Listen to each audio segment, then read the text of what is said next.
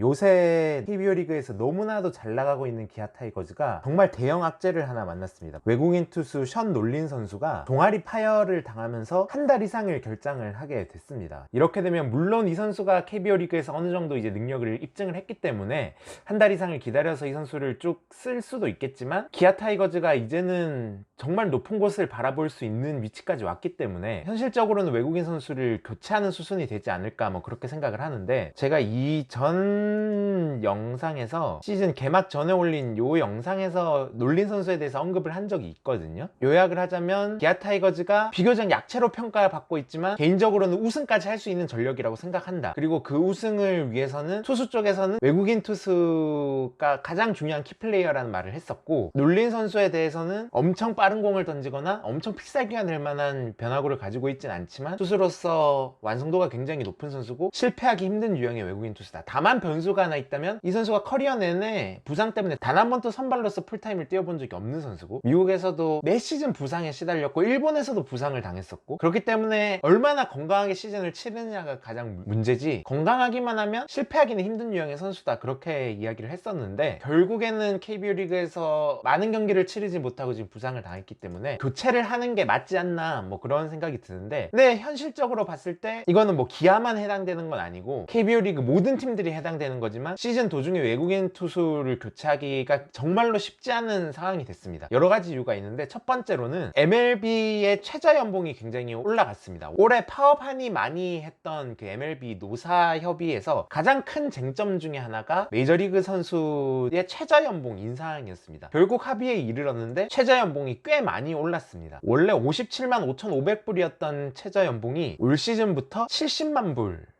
이 됐습니다. 이게 22.7%가 오른 건데 2003년 노사협약 이후로 가장 많이 오른 거니까 생각 이상으로 최저연봉이 굉장히 많이 올랐다. 거기다가 내년부터는 매년 이 최저연봉이 2만 불씩 올라서 다음 노사협의가 있는 2026년에는 78만 불이 됩니다. 갑자기 이야기를 왜 하느냐, 이게 KBO 리그 외국인 선수 소급에 미치는 영향이 꽤 큽니다. 왜냐하면 현재 외국인 선수를 처음 KBO 리그에 데려올 때 연봉 상한액이 100만 불인데 이 금액은 구단에 지불하는 이적료까지 포함한 하는 금액으로, 소위 말해서 뒷돈을 주거나 해서 위반했을 시에 페널티가 상당하기 때문에 최근에는 뒷돈 뭐 이런 거 없이 철저히 요 상한선이 지켜지고 있는 추세거든요. 선수를 데려오기 위해서 메이저리그 팀에 지불하는 이적료가 뭐 20만 불 혹은 30만 불이 된다면 실제 선수한테 연봉으로 지급할 수 있는 금액은 7, 80만 불밖에 안 된다는 거죠. 메이저리그 최저 연봉이 지금 70만 불까지 오른 상황에서 이렇게 된다면 능력 있는 마이너리그가 한국에 올 이유가 굉장히 줄어들었다, 그렇게 볼 수 있습니다. 보통 한국에 오는 외국인 선수들은 마이너리그에서는 더 이상 보여줄 게 없고, 메이저리그에선 통할락 말락 하는 선수에게 너 나이도 좀 있지 않냐, 처자식도 있는데 메이저리그 도장 깔끔하게 접고 그 대신 우리가 너가 메이저리그에 올라가는 거 이상으로 연봉을 많이 주겠다 하고 이제 데려오는 거였거든요. 마이너리그한테 100만 불 정도 되는 연봉은 진짜 큰 돈이기 때문에, 왜냐하면 작년까지는 메이저리그 최저 연봉이 57만 불이었으니까 풀타임 메이저리거로 1년을 뛰어도 못 받는 돈을 한국에 오면 1년 만에 땡길 수 있는 거고, 그런데 메이저리그 최저 연봉이 70만 불이나 된다. 그렇게 보면 한국에서 뛰는 것에 대한 금전적 메리트가 상당히 떨어지게 됩니다. 그래서 지금 당장은 마이너리그에서 눈물 젖은 빵을 먹고 있지만 나는 메이저리그 꿈을 쫓아서 미국에서 계속 야구를 하겠다,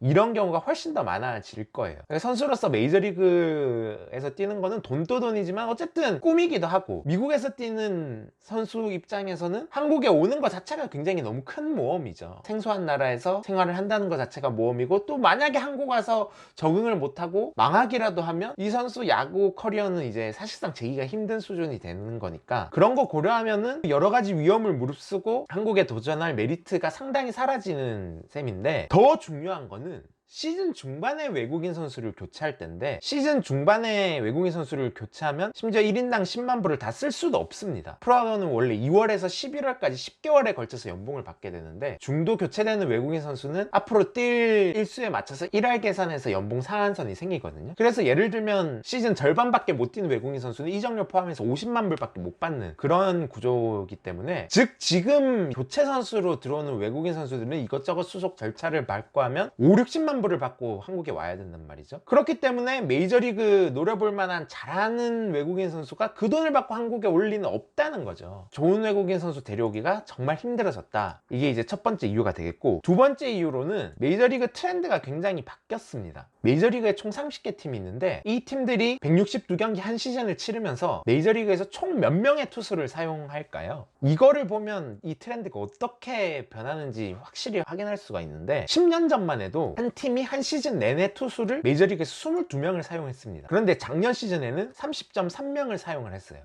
그러니까 거의 10년 만에 무려 50% 가까이 사용하는 투수의 수가 늘었다는 거죠. 세상이 변했다는 겁니다. 과거에는 급 있는 선발 투수다 하면 한 200이닝 정도 혹은 180이닝 이상 먹어주는 선발 투수를 빠방하게 구비를 해놓고 이 선수들이 이닝을 길게 끌어가주면 남은 이닝을 뒷문을 맞는 핵심 구원투수, 셋업맨 마무리 투수가 마무리를 하는, 이게 이제 큰 토대가 되는 운영을 했다면, 지금 메이저리그는 이런 운영을 하질 않습니다. 이 전 영상에서도 제가 자세히 다룬 바가 있는데, 여러 가지 이유로 선발 투수가 토하는 이닝은 점점 더 줄어들고 있고, 선발 투수들이 역대 최소 이닝을 토하고 있고, 그 부족한 이닝들을 적당히 좀 애매하게 잘하는 불펜 투수들, 좀 완성도는 떨어지지만 그럭저럭 메이저리그에서 써먹을 만한 불펜 투수들을 1, 2이닝씩 때려 박으면서 양으로 승부하는 운영을 하고 있다. 그게 더 저렴하면서 효율적으로 운영하는 방법이라는 것이 밝혀졌기 때문에 그렇게 이제 운영을 하고 있다는 건데, 실제로 2012년에는 메이저리그에서 200이닝 이상 소화하는 투수가 30명이나 됐습니다. 메이저리그 한 팀의 에이스 정도가 되면 200이닝은 던져줬어야 된다, 뭐 그런 건데, 작년 메이저리그에서 200이닝을 소화한 투수 단 4명입니다.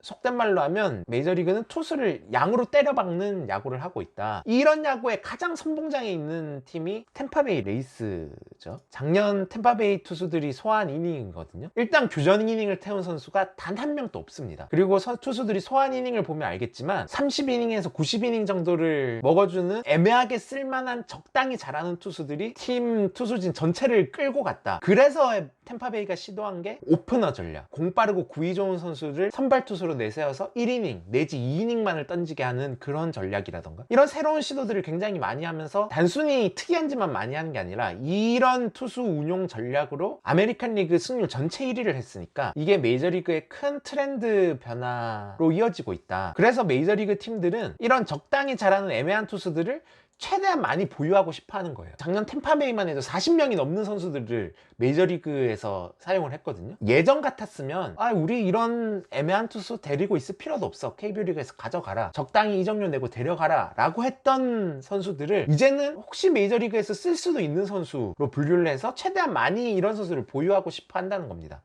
그러니까 메이저리그 팀들은 최대한 투수들을 묶어놓고 양적으로 많이 보유하고 싶어 하기 때문에 KBO에 올만한 외국인 투수 풀이 굉장히 적어졌다, 그렇게 볼 수가 있겠습니다. 그래서 두 가지 이유, 메이저리그 최저연봉이 인상됐고 투수들을 이제 MLB 팀들이 더 이상 풀지 않는 이유, 이런 이유들 때문에 대체 외국인 투수 구하기가 정말로 힘들어진 상황이 됐습니다. 그래서 여기서부터는 이제 제 뇌피셜인데, 그럼 대안이 뭐가 있겠느냐, 외국인 투수를 KBO리그 다른 팀에서 트레이드로 데려올 수 있지 않을까? 그런 생각을 이제 하게 됐는데, 제 뇌피셜로 보면 NC 다이노스의 드류 루친스키 선수, 리그 최고 에이스의 피칭을 하고 있는데, 소속팀 NC 다이노스가 예상외로 지금 시즌 초반부터 최하위에 처져서 사실상 올해는 큰 꿈을 꾸기에는 무리가 있는 상황이거든요. 그렇다면 NC 입장에서는 최고의 외국인 에이스를 트레이드로 내보내고 괜찮은 국내 선수를 받아서 내년을 준비하면 더 좋은 거 아닌가? 기아도 좋고 NC도 좋고 하는 거 아닌가? 그런 생각을 하게 됐습니다. 그리고 루친스키 선수가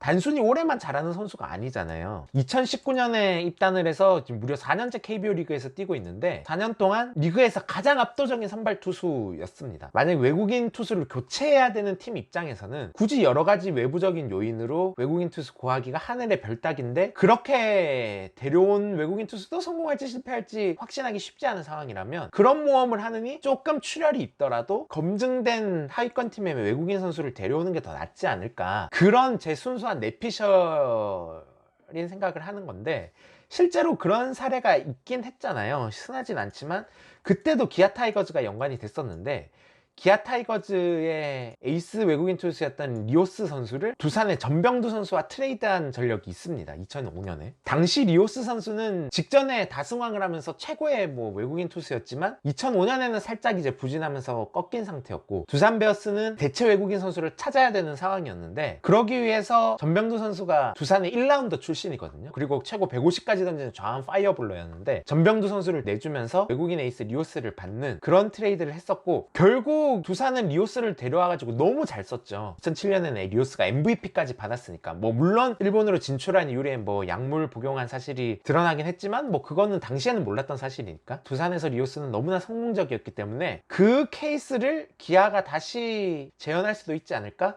그리고 루친스키 선수가 좋은 게, 이 선수가 이제 나이도 88년생으로 어느 정도 있는 선수이기 때문에 KBO 리그에서 검증된 에이스기도 하지만 지금 이 나이에 메이저리그로 복귀하거나 하기도 조금 애매한 상황이니까 기아 에이스로 잘 쓰고 재계약을 하는 것도 문제가 없지 않을까? 뭐 그런 생각까지 한다면 놀린이 빠진 기아가 리오스의 성공 사례를 다시 재현할 수 있지도 않을까? 물론 카드를 맞추는 거는 쉽지 않은 일이긴 합니다. 매년 재계약해야 되는 외국인 투수의 가치를 어떻게 산정하느냐도 다 다를 거고, 얼마나 좋은 카드를 줘야 되냐에 대한 의견이 너무나 분분할 거기 때문에 쉽지는 않겠지만, 기아 타이거즈가 올해 단순히 4강이 아니라 저는 시즌 전부터 기아가 우승까지 노릴 수 있는 전력이라고 생각을 했고, 실제로 그게 어느 정도 맞아떨어져 가고 있는 상황이기 때문에 진짜 올해 대권 도전하는 꿈을 가지고 있다면 이런 선택도 할 수 있지 않을까, 그런 생각이 듭니다.